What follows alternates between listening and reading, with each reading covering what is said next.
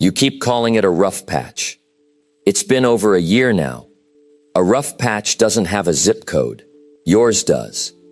You've unpacked in this place. You've hung pictures on the walls of not yet. You've gotten strangely comfortable in the waiting room of your own life. So here is the truth. Nobody is going to hand you wrapped in comfort. It's not the economy. It's not your boss. It's not the family you were born into, the break you didn't get, or the year that went sideways. It's your philosophy. The way you think, quietly, in the 5 minutes before you fall asleep, and the 5 minutes after you wake up, that is the architecture of the life you're currently standing inside. And right now, you're living in a house you didn't mean to build. Let me ask you something before we go any further. When's the last time you actually chose your day, instead of just reacting to it? Sit with that. We'll come back to it. Let's be honest with each other for the next 50 minutes. Not hype, not motivation for motivation's sake. Honest. Because a comeback isn't a mood. It isn't a montage. It doesn't arrive like weather if you just wait long enough on the porch. A comeback is built, board by board, morning by morning, choice by choice. And the first board goes down today. Something made you click on this video. Maybe it was the title. Maybe it was 2 a.m. and you were tired of your own excuses. Maybe you are simply, quietly done. Done performing the role of a person things happen to. Ready to start rehearsing the role of a person who makes things happen. Good. That's the only qualification required for what comes next. Not talent, not luck, not connections, not a spotless past. Just a willingness to stop wishing and start working. So here's the deal for the next 50 minutes. I'm not going to tell you what feels good. I'm going to tell you what actually works. There's a difference, and most of your life so far has been shaped by people, including maybe yourself, who only ever offered the first one. By the end of this, you will not feel comfortable. You will feel called out. But you will also feel, for the first time in a long time, like you've got your hands back on the wheel. Are you ready to actually hear this, instead of just nodding along to it? Then let's start where every real comeback starts. Not with motivation, with a diagnosis. Here's the diagnosis. I need you to sit with it instead of flinching from it. You are not stuck because life is unfair. Life has always been unfair, to everyone, in different amounts, at different times. Fair was never the deal on the table. You are stuck because, somewhere along the way, you adopted a philosophy that was never going to grow anything. Let me show you the difference. A fixed philosophy says, if things were different, I would be different. A growth philosophy says, if I become different, things will be different. Read those two sentences again. One hands the pen to someone else. The other puts it back in your hand. Most people spend their entire lives waiting for conditions to change, waiting for the economy to loosen up, waiting for the boss to finally notice, waiting for the timing to feel right, the kids to get older, the bank account to get fatter, the confidence to magically show up before the courage does. But conditions were never going to hand you a comeback. Conditions don't know you exist. What you need isn't a better set of conditions. What you need is a better philosophy, running quietly underneath your daily behavior. Here's a simple test. Do you spend more time wishing it were easier, or more time trying to become better? Ask yourself that honestly. Not the version of you that likes an audience, the one that's alone with the truth. Wishing it were easier sounds like, if I just had more time, if I just had the money to start, if I just had the connections she has, if I'd been born into a different family, a different city, a different starting line. Becoming better sounds different, quieter, less dramatic. It doesn't trend online. Becoming better sounds like, what did I learn this week that I didn't know last week? What weakness can I turn into a working muscle by Friday? What would the strongest version of me do in the next hour? Not in 5 years. The next hour. Wishing is a form of entertainment. It feels productive. It can even feel emotional enough to pass for progress. But wishing has no roots. You cannot harvest a wish. You can only harvest what you actually planted. Watch how the two philosophies behave when a hard week hits. The fixed philosophy says, "See, this proves it was never going to work." The growth philosophy says, "This proves exactly what still needs strengthening." Same hard week, two completely different harvests, planted by two completely different sentences. Notice, too, that none of this is about forced positivity. I'm not telling you to think happy thoughts about your winter. I'm telling you to keep planting through it. A growth philosophy isn't about pretending the cold isn't cold. It's about refusing to let the cold decide whether you plant. Let's do a short audit, because most comebacks die quietly in the blame stage, and I don't want yours to. You've probably blamed your boss. Fair enough. Bosses aren't always fair. You've probably blamed your bank account. Fair enough. Money problems are real, and I won't insult you by pretending otherwise. You've probably blamed your age, your city, your parents, your ex, your health, your luck, the algorithm, the economy, the government, the traffic, the weather. Notice what every single item on that list has in common. It's outside of you. And here's the uncomfortable, freeing truth. You were never going to be able to fix what's outside of you. That was never actually the job. The only job that was ever yours is what's inside you. Your discipline, your standards, your patience, your response, your philosophy. Blame feels like relief because it lifts the weight off your shoulders, but it also lifts the power out of your hands. You cannot steer a wheel you've already handed to somebody else. So today, we take the wheel back, not with anger at the world, with clarity about the one thing that was always, only, ever yours to manage. Picture a garden, an ordinary garden, the kind you've probably walked past 100 times without noticing. In winter, that garden looks dead, gray, flat, nothing to see. But underneath, if the right seeds were planted, something is happening that the eye simply cannot detect yet. Your life, right now, might look exactly like that garden in winter. Quiet, unimpressive, maybe even a little embarrassing, if you're honest. But the question was never, does it look impressive right now? The question is, what did you plant? Because whatever you plant, in the daily soil of your habits, your patience, your discipline, your standards, that is what eventually breaks the surface, whether you're watching for it or not. This is the law we need to talk about next. And once you actually understand it, you will stop resenting your winter and start respecting it. There is an old law, older than any economy, older than any government, older than any trend you'll scroll past this week.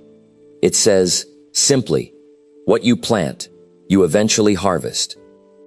Not what you wish for, not what you deserve, not what you post about, what you actually, consistently, quietly plant. Farmers understand this better than almost anyone, because nature refuses to negotiate with them. A farmer cannot plant in June and demand a harvest in July.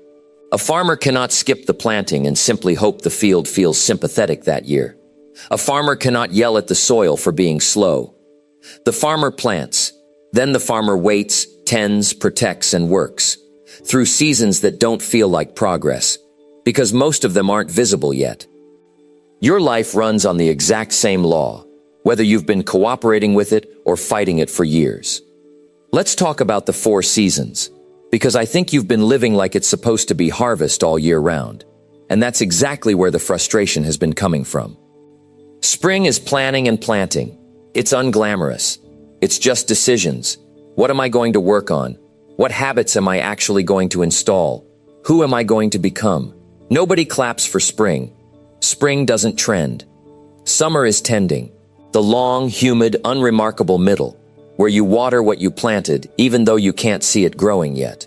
This is where most people quit, because summer asks for faith without evidence. Autumn is harvest, but only for what was actually planted in spring and tended through summer. Autumn was never a reward for wanting something badly. It's a receipt for planting something specific. And winter is the season everyone resents, and almost nobody understands. From the outside, winter looks like failure. It isn't. It's preparation, wearing a coat. Here's what I need you to actually absorb, not just hear. If you're in a winter season right now, your story is not over.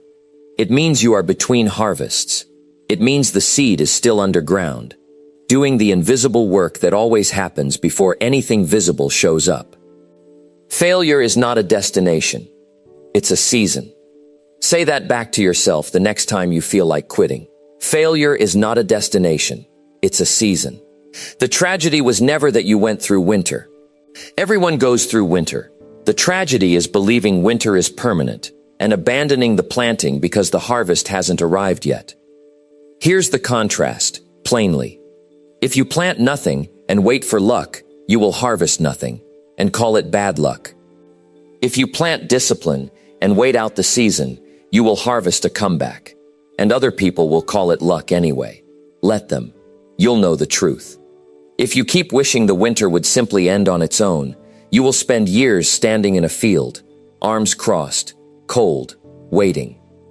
If you start planting in the winter, small, disciplined, unglamorous actions, done in private, you will already be growing by the time spring arrives for everyone else. This is why some people appear to suddenly turn their life around in their 30s, or 40s, or 50s, and everyone acts shocked. It was never sudden, it was seasonal. They planted quietly for longer than anyone was willing to watch, and then, one day, the harvest simply became visible to everyone else at once. Let me tell you about two people, not names you'd recognize. Just two ordinary people, similar starting points, similar disappointments behind them, standing in the same cold season. One of them decided the field itself was broken, so they stopped planting. They spent their winter complaining about the cold, scrolling through everyone else's harvest, wondering why life kept choosing everyone but them. The other one felt the exact same cold. They weren't immune to it, but they made a different decision. They said quietly, to no one, "I don't know when spring comes, but I know what I can plant today." And they planted one small discipline, then another, then another. For a long stretch, nothing seemed to change. It was, by every visible measure, a boring, uneventful season of life. 3 years later, one of them was still standing in the same frozen field, angrier, more bitter, more convinced the whole system was rigged against them. The other one was standing in a harvest they had quietly planted 3 winters earlier, when nobody, including them, could see it coming. Same cold, same field, different philosophy. The impatient one wanted the field to hurry up and match their mood. The disciplined one matched their actions to the field instead and let the mood catch up whenever it was ready. That single reversal, actions leading, feelings following, instead of the other way around, is the quiet engine behind almost every real comeback. That's the whole story. That's every real comeback that's ever happened, underneath the highlight reels and the overnight success headlines. So let me ask you something, and I want an honest answer, not a performed one. What have you actually been planting for the last 12 months? Not what have you been wanting, not what you've been wishing for at 1 a.m. What have you actually, consistently, put into the ground of your own life? If the honest answer is, not much, good. That's not a life sentence. That's just useful information. So ask yourself plainly, has your last year looked more like spring, deciding and planting, or more like a stalled winter you've quietly agreed to stay in? Either answer is fine. Neither one is final. Seasons turn. That's the whole point of calling them seasons instead of sentences. Spring hasn't been canceled. It's just been waiting for you to pick the seed back up. This is your comeback season, whether it looks like one yet or not. Now let's talk about the one word most people respect from a distance and avoid up close. Discipline. Everybody likes the idea of discipline. Almost nobody likes the daily practice of it. And that gap between admiring it and actually doing it is exactly where most comebacks quietly die. Here's the truth about discipline. Nobody puts on a poster. Discipline costs something. Every single day, in small, unglamorous currency. An earlier alarm, a harder conversation, a workout you didn't feel like doing, a distraction you said no to, a comfortable lie you finally stopped telling yourself. But here's the part people conveniently leave out. Regret costs something too. It just sends the invoice later. Discipline asks for a small payment now, in the currency of comfort. Regret asks for a much larger payment later, in the currency of your years. Choose the pain of discipline, and it arrives on a schedule. It's predictable. It shrinks the more you practice it. The push-ups get easier. The early mornings get easier. The hard conversations get easier. Discipline is a pain that gets lighter with repetition. Choose the pain of regret instead, and it arrives without a schedule. It's unpredictable, and it grows the longer you avoid it. The "I'll start Monday" you've said for 6 Mondays in a row doesn't get lighter. It gets heavier, because now it's carrying 6 weeks of interest. And notice something else, while we're being honest. Regret rarely announces itself loudly in the moment. It doesn't feel dramatic on the night you skip the workout, or postpone the conversation, or choose comfort over the harder right thing. It feels like nothing at all. That's what makes it dangerous. Discipline's cost is obvious up front. Regret's cost is invisible up front, and enormous in arrears. Let me put it plainly, because this is the whole hinge of a comeback. If you take the pain of discipline, you build a life you're proud to stand inside. If you take the pain of regret, you build a life you spend the rest of your years explaining away. If you do the hard thing today, tomorrow gets a little easier. If you do the easy thing today, tomorrow gets a little harder. Discipline is the bridge you build, one plank at a time, between the person you are and the person you keep promising to become. Discipline is the proof that you actually meant what you said. Discipline is the price, small, daily, unglamorous, of a comeback that lasts, instead of a burst of motivation that fades out by Thursday. So let me ask you, and again, answer honestly, not for an audience. Which pain have you been choosing for the last year? The early, small, shrinking pain of discipline, or the quiet, compounding, growing pain of regret? You don't have to say it out loud, but you already know. Here's the good news, hiding inside that discomfort. The fact that you feel regret at all means your standards are still alive. Numb people don't feel regret. Regret is a signal, not a life sentence. It's the part of you that still remembers who you meant to become. So don't waste the regret by drowning it in more distraction. Use it. Let it point you toward the discipline you've been quietly avoiding. Because here's what most people never get told clearly enough. Discipline isn't a punishment for people who've failed. Discipline is simply the price of admission for people who are finished failing on repeat. You don't need to be perfect today. You need to be willing today. Willing to take the smaller, shrinking pain instead of the larger, growing one. Now, I want to clear up a misunderstanding, because I think it's the actual reason so many comebacks stall out around week 2. You don't need a new hack. You've probably already tried the hacks. The 5-minute morning routine, the productivity app, the trending framework somebody sold you in a 45-second video. Hacks fail quietly, over and over, for one simple reason. Hacks are designed to change your behavior without ever asking you to change. But a comeback was never a behavior problem wearing a costume. It's an identity problem underneath. You don't rise to the level of your hacks. You fall to the level of your character. Which means the real work, the work that actually compounds, was never learning one more trick. It's becoming, brick by brick, the kind of person who doesn't need to be tricked into consistency. Let's talk about the latter, because I think you've been staring at the wrong rung. Most people look at a tall ladder and feel discouraged by the distance between where they're standing and where they want to end up. They see rung 1 and rung 50 at the same time. The gap feels impossible, and they don't climb at all. Or worse, they try to jump straight to rung 30, skip the boring middle, fall, and decide the whole ladder must be broken. But a ladder was never meant to be jumped. It was meant to be climbed, one ordinary rung at a time, by someone willing to be unimpressive for a while. Think about a tree for a second, too. Not a ladder this time, a tree. A tree doesn't grow taller by demanding more sunlight. It grows taller by extending roots you'll never see, into soil nobody's applauding. The height everyone admires later is just the visible receipt for invisible root work done first. Your character works the same way. What eventually shows up as confidence, calm, and capability is just the visible receipt for discipline nobody was watching. Here's what climbing one rung a day actually does. And it's the part nobody explains clearly enough. It compounds. One rung, on its own, looks almost pointless. One workout doesn't transform your body. One good conversation doesn't repair a relationship. One disciplined hour doesn't build a business. Looked at alone, small disciplines look almost embarrassing in how little they seem to do. But small disciplines were never meant to be judged alone.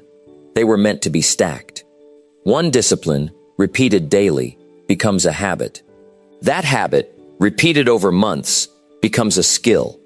That skill, repeated over years, becomes a reputation. That reputation, compounded across a life, becomes exactly what people will eventually, and mistakenly, call talent or luck. It was never talent. It was never luck. It was rungs, climbed daily by someone who refused to quit when it looked like nothing was happening. This is why character matters more than any hack you'll ever download. A hack gives you a shortcut for a single rung. Character is what gets you to show up for rung 2000, long after the shortcut stopped being interesting to anyone, including you. Here's the contrast again, because repetition is how this actually sinks in. If you chase hacks, you get quick starts and quiet quits. If you build character, you get slow starts and undeniable finishes. If you keep looking for the shortcut, you'll spend your whole life restarting at rung 1. If you build the discipline instead, you'll spend your life climbing, sometimes slowly, but always forward. Here's a question worth sitting with for a second. Who do you have to become, not what do you have to do, for this comeback to be permanent instead of temporary? Because temporary comebacks are actually common. You've probably had a few already. A burst of motivation every January. A few strong weeks after a wake-up call. A couple of good months before the old patterns quietly crept back in through the side door. What makes a comeback permanent isn't the intensity of the start. It's the boredom of the middle, survived on purpose, by someone whose character has actually changed underneath. You are not behind because you lack talent. You are behind because, up until now, you've been discipline shopping instead of discipline building. Always looking for the version that doesn't cost you anything. There isn't one. There never was. But here's the encouraging part, and I want it to actually land. Character is built the exact same way a harvest is grown. Small, daily, unimpressive at first, compounding, always. So let me ask you plainly, what is the one rung you've been avoiding?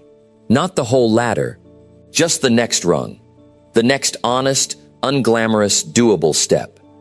Is it the workout you keep negotiating with?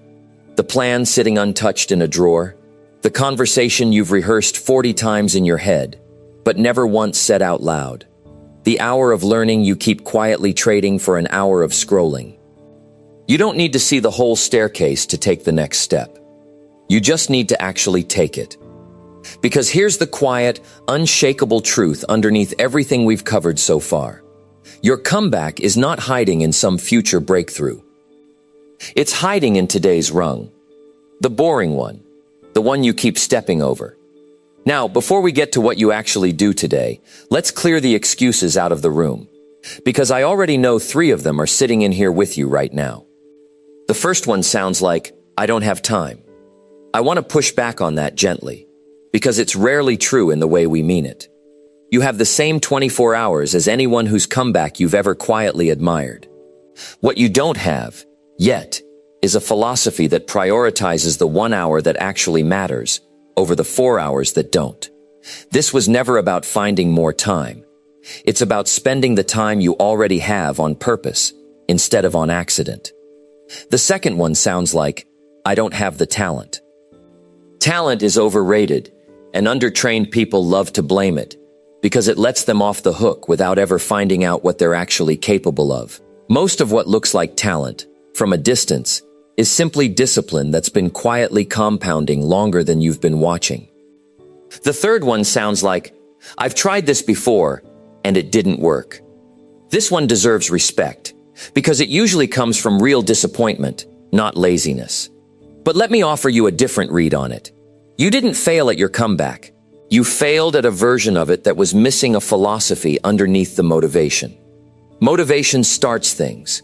Philosophy, the sowing and reaping, the discipline over regret, the character over hacks, is what actually finishes them. Isn't it possible that what collapsed last time wasn't you, but the framework you were leaning on? Let me be clear about something here, because I don't want this sliding into the kind of hustle nonsense that burns people out and calls it dedication. This is not a call to work yourself into exhaustion. Rest is not the enemy of a comeback. Rest is winter, doing its job. The goal was never to eliminate rest. The goal is to eliminate the excuse that's dressed up as rest. There's a real difference between resting on purpose and quitting while quietly telling yourself it's just a break. If you rest on purpose, you come back sharper. If you quit and call it rest, you don't come back at all, because you never actually left the starting line in the first place. If you wait for permission to begin, you will wait your entire life, because nobody is coming to hand it to you. If you give yourself permission today, flawed, unready, imperfect you will already be further along than the version of you who waited one more Monday. So which one has actually been happening in your life for the last year? Disciplined rest or quitting, wearing rest as a disguise? Be honest. This conversation only works if you are. And if the honest answer stings a little, good. That sting means you still care. And caring is the only ingredient that can't be taught. Everything else, we're about to build together. We've cleared the excuses coming from inside you. Now here's one that comes from outside. And nobody warned you about it in the trailer for a comeback. Not everyone is going to clap. Some people around you have quietly made peace with the old version of you. It was comfortable. It was predictable. It didn't ask anything of them. And when you start changing, even in small, private, unglamorous ways, some of those people will feel it as a kind of accusation, whether you meant it that way or not. You might mention the new discipline and get a joke back instead of encouragement. You might get quiet distance instead of applause. You might even get outright doubt, dressed up as concern. Are you sure this is going to work? You've said this before. Here's what I need you to understand, because it will save you months of unnecessary discouragement.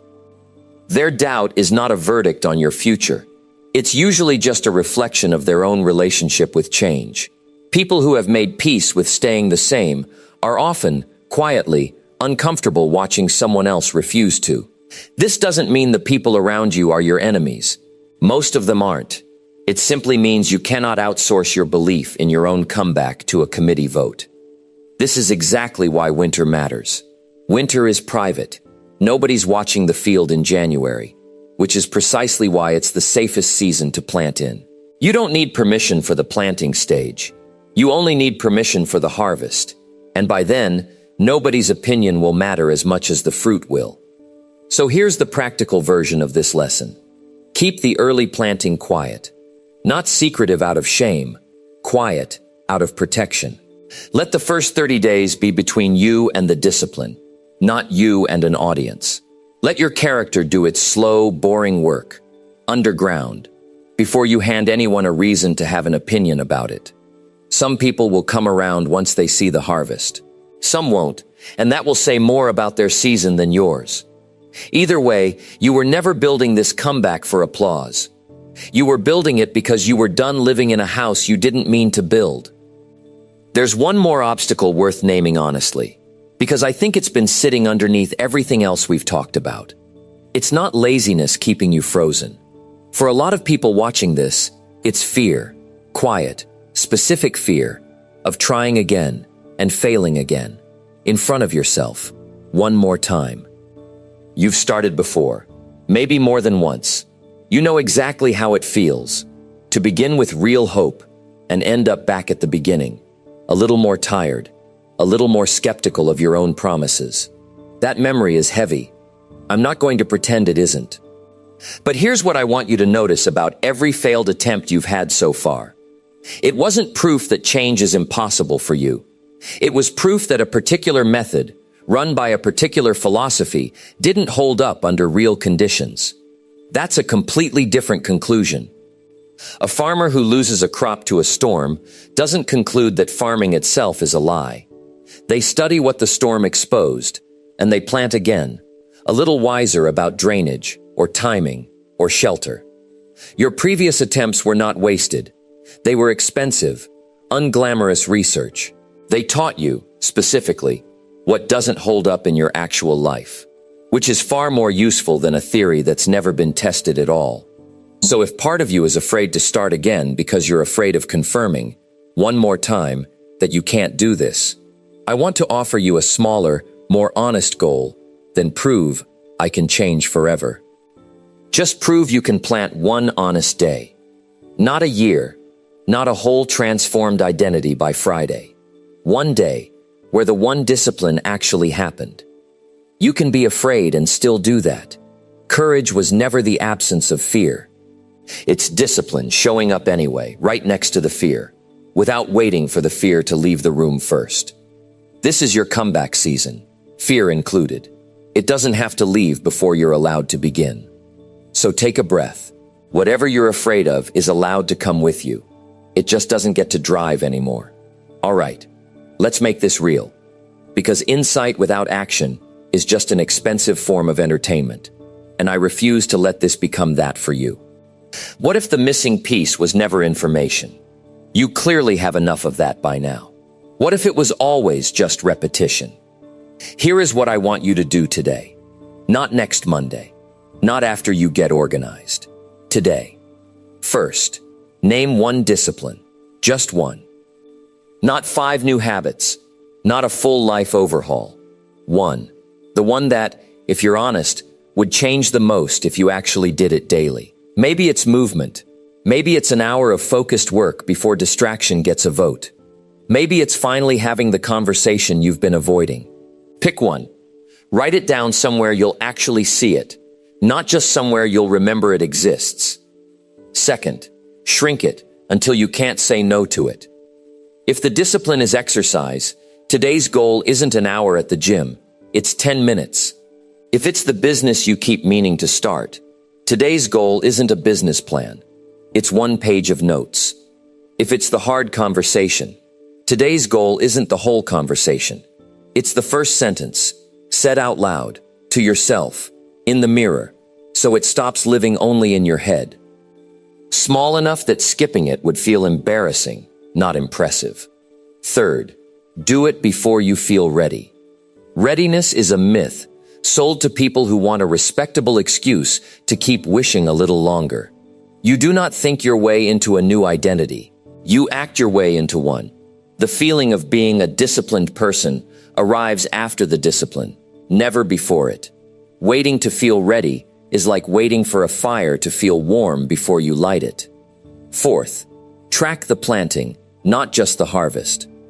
Most people quit because they're measuring the wrong thing. They check for a harvest after 1 week of planting, find none, and decide the whole thing was pointless. Don't measure whether your life has transformed yet. Measure whether you planted today. Did you do the one discipline, or didn't you? That's the only scoreboard that matters for the first 90 days. Here's a simple way to track it, if you want one. A single check mark on a calendar. Nothing fancier than that. Did you plant today? Check. Didn't? No shame, no essay about why. Just an honest blank square and a fresh chance tomorrow. After 30 days, you won't need motivation to keep going. You'll have 30 check marks arguing on your behalf. Fifth, forgive the missed day and return the very next one. You will miss a day, possibly several. That is not evidence your comeback is fake. That's evidence you're human. The difference between people who complete a comeback and people who quietly abandon one isn't that the first group never misses a day. It's that they treat a missed day as one missed day, not as proof they should quit the entire season. I'll repeat that, because it might be the single most useful sentence in this entire 50 minutes. A missed day is not a failed comeback. A missed day is just a missed day. Show up for the next one, and the season continues, exactly as if nothing happened, because in the long run, one day rarely does. There's a deeper reason this matters, beyond the habit itself. Every time you keep a promise to yourself, even a tiny one, even one nobody else will ever know about, you're casting a vote for the kind of person you actually are. Every time you break one, you're casting a vote for the opposite. You are not born with self-trust. You voted into existence, one kept promise at a time. Here's your assignment, plainly, before we move on. One discipline, shrunk small, done today. Before you feel ready, tracked honestly, forgiven quickly if missed. That's it. That is the entire mechanism behind every real comeback you have ever quietly admired in somebody else. I know part of you wants a bigger plan than this. Some hidden, complicated system that finally works, where everything else failed. But notice something. The complicated plans are exactly the ones you've already abandoned. The simple ones, one rung, shown up for daily, are the ones that quietly, unglamorously, actually work. If you wait for the perfect plan, you will plan forever and live never. If you take the imperfect action today, you will already be living your comeback, while other people are still perfecting the PowerPoint about theirs. So right now, not after this video ends, right now, in your mind if you're driving, or on paper if you're not, name the one discipline. That's the whole pivot. Everything after this is just repetition, until R. Now let me show you two futures, side by side, before we finish. Here's the first one. It's 12 months from now, and nothing changed. You're still discipline shopping instead of discipline building. Still waiting on conditions instead of building character. The scenery might look slightly different. A new job maybe, a new city, a new relationship. But the internal season is identical because you brought the same philosophy with you wherever you went. You'll still be telling yourself the comeback is coming. And quietly, at 1 a.m., some part of you will still know it isn't. Not really. Not yet. That future isn't a punishment. It's simply a continuation of today's philosophy, 12 months further down the road. Now here's the second one. It's 12 months from now, and you did the boring thing. You picked one discipline. You shrank it small. You showed up, imperfectly, on most days, and forgave yourself quickly on the days you didn't. You measured the planting, not the harvest, for the first 90 days, and somewhere around month 4 or 5, without any single dramatic moment, you noticed the field had quietly changed. You're stronger, not because of one incredible day, but because of 300 forgettable ones that all quietly pointed the same direction. You trust yourself now, in a way you didn't a year ago, because trust was never built from promises. It's built from kept ones. And you've been keeping them to yourself, in private, when nobody was watching, which is the only place trust actually gets built in the first place. The people around you notice something different, even if they can't name it. It isn't louder confidence. It's quieter certainty. You're no longer performing a comeback for an audience.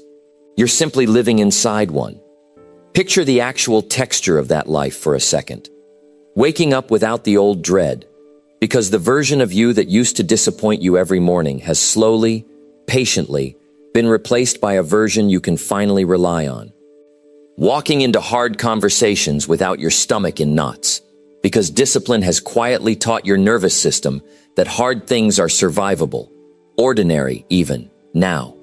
Looking out at the field of your life, your work, your relationships, your health, your character, and recognizing, finally, a harvest that you planted. Not one that was handed to you, not one you're embarrassed to explain, one you earned, quietly, season by season. Picture the small physical details even. Fewer nights spent scrolling to outrun your own thoughts. A calendar you're not embarrassed to look back on. A version of you who answers the question, how have you been? With something true, instead of something rehearsed. Your shoulders sit differently when you've kept your word to yourself all year. That's not a metaphor. People can see it, even when they can't explain what changed.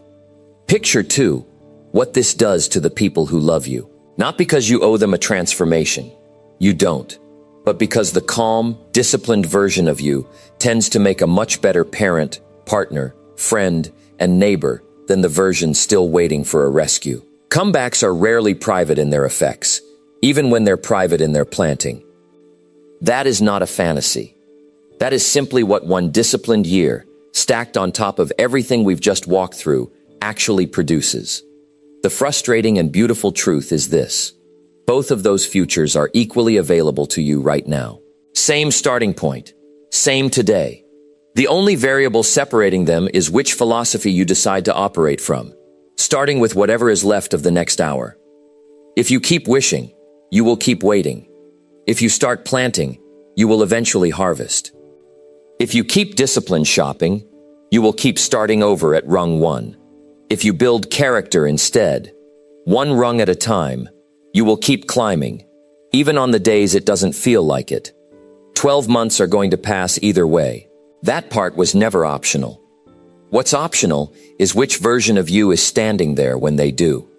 So let me ask you the only question that actually matters right now. Which one of those two people do you want waiting for you 12 months from today? Because whichever one it is, you are not going to meet them by accident. You're going to meet the version of you that you actually build, one planted, disciplined, unglamorous day at a time, starting with whatever is left of today. This is your comeback season.